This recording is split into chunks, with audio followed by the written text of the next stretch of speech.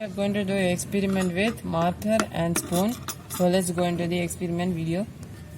Guys, we are going to take the spoon and take the marker and draw a star on it.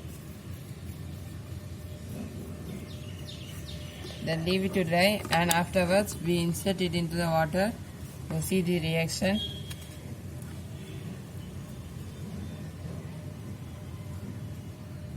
Insert it slowly.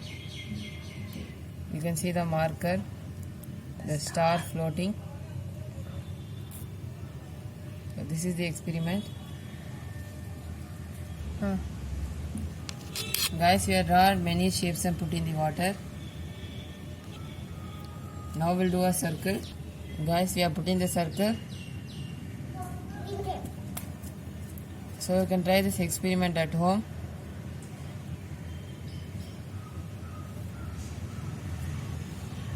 So nice. Hope you all enjoyed this video.